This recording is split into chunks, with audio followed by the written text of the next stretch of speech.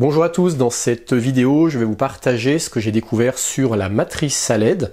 C'est la première fois que j'en utilise une dans la Tronic Aventure. Celle-ci c'est une 8x8, donc ça fait 64 points lumineux, et elle est bicolore, c'est-à-dire que chaque point lumineux peut être allumé en vert ou en rouge. Alors c'est pour ça que derrière en fait on a 24 broches, 12 ici et 12 là.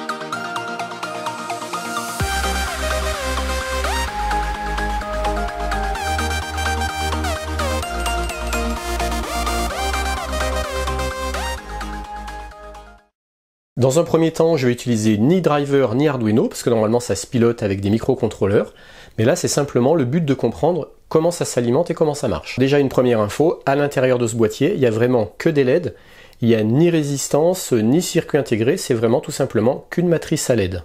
Certaines broches commanderont toute une ligne horizontale, et certaines broches commanderont toute une colonne verticale.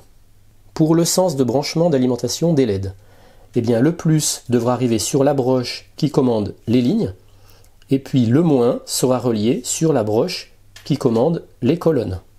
Par exemple, très concrètement, si je veux allumer cette LED qui correspond à la ligne 5, colonne 5, eh bien je devrais relier la broche qui commande la ligne 5 au plus, et la broche qui commande la colonne 5 au moins. Petit rappel technique, vu qu'on a des LED, eh bien chaque LED ne pourra avoir un courant maximum dépassant 20 mA. Et puis, vu qu'on a des rouges et des vertes, eh bien les rouges normalement doivent être alimentés en tension de 1,8 volts et 2,3 volts pour les vertes. Mais moi, pour simplifier, je vais faire en sorte d'avoir du 2 volts sur chaque LED.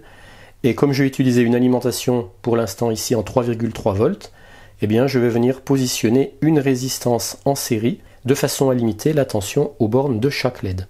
Dans mon exemple où je veux ici allumer la LED qui correspond à la ligne 5, colonne 5, la première chose à faire c'est de repérer quelle broche alimente la ligne 5 et quelle broche alimente la colonne 5.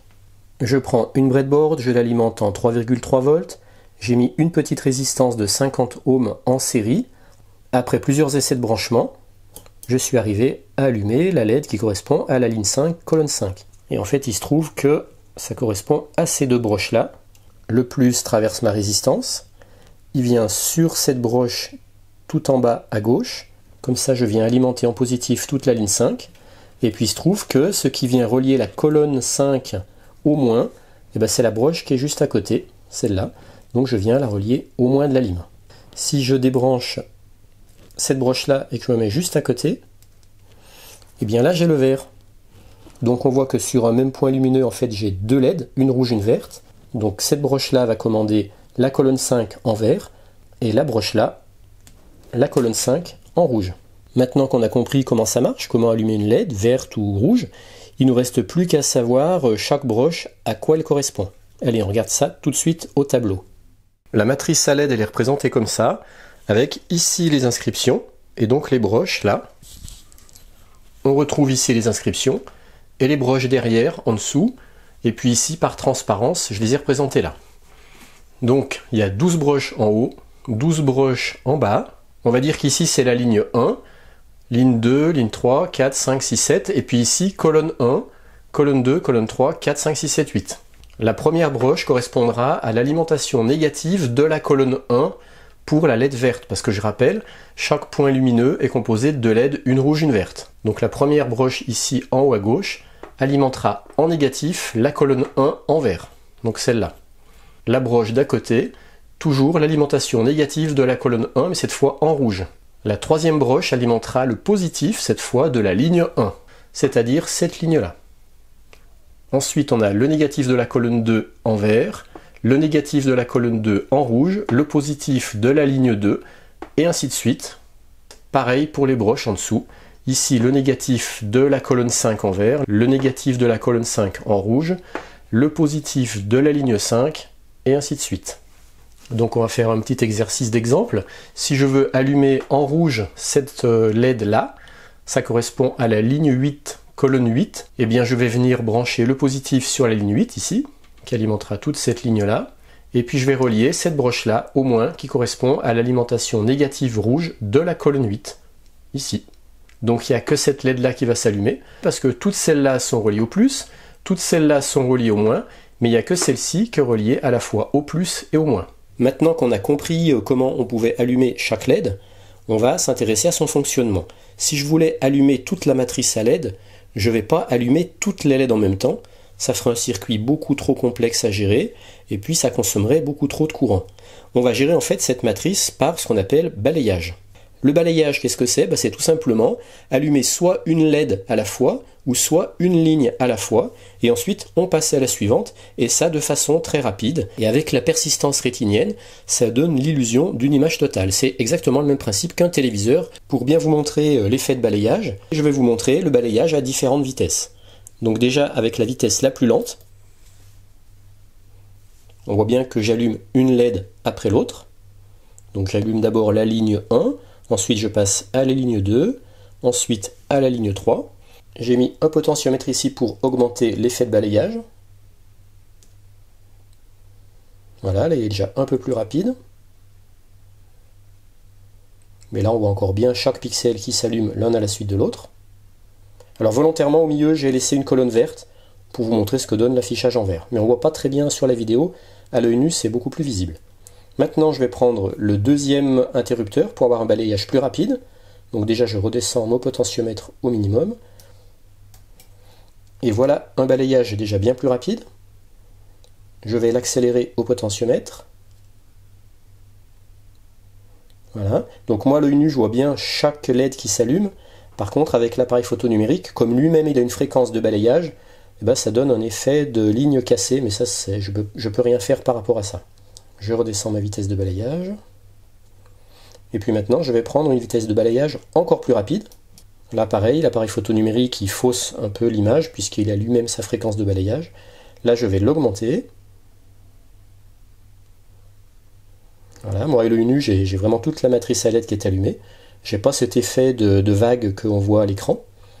Et puis maintenant je vais prendre une vitesse de balayage encore plus rapide avec un condensateur beaucoup plus petit sur le NE555. Et là, hop, vous voyez, on a vraiment l'impression que toute la matrice à LED est allumée. Là je ralentis sa fréquence de balayage. Et là je l'augmente. Voilà, donc c'est tout simplement grâce à ce système de balayage qu'on va gérer un affichage sur une matrice à LED.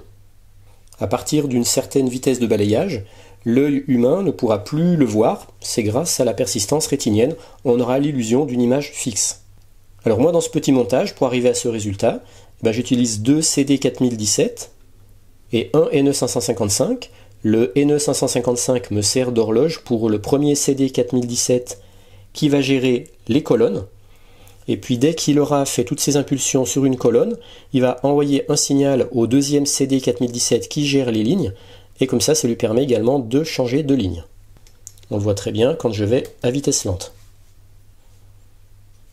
Vu que dans mon cas j'utilise ni pilote driver d'affichage ni microcontrôleur, je suis très limité dans mon type d'affichage parce que mon montage il commande l'alimentation de toute une ligne et de toute une colonne. Donc je ne peux pas faire par exemple une croix ou dessiner une lettre ou un chiffre. Simplement le but de cette vidéo et de ce montage, c'était de vous expliquer les principes de base de fonctionnement de ces matrices à LED, donc concrètement comment ça se branche, et puis également vous expliquer l'effet de balayage. Par exemple, si j'allume toute la matrice, et si je viens débrancher ici une colonne, on voit que c'est toute une colonne qui s'éteint. Je ne pourrais pas faire en sorte d'avoir une moitié de colonne allumée et l'autre moitié éteinte, ou alors il faudrait que je gère ça par les lignes, mais du coup ça serait également toutes les lignes qui seraient allumées ou toutes les lignes qui seraient éteintes. Donc là en l'occurrence par exemple je peux m'amuser à faire une croix noire, donc avec une colonne éteinte, et là maintenant je vais débrancher toute une ligne. Voilà. Donc là on a un montage qui est très basique. Maintenant si on veut vraiment se servir de cette matrice à LED, on sera obligé de passer par un driver, un pilote d'affichage, et un microcontrôleur, par exemple un Arduino. Mais ça, je ne vais pas en parler dans cette vidéo, parce que pour l'instant, je ne sais pas encore faire. Donc je vous dis à bientôt pour la suite, quand j'aurai étudié tout ça. Allez, bye bye!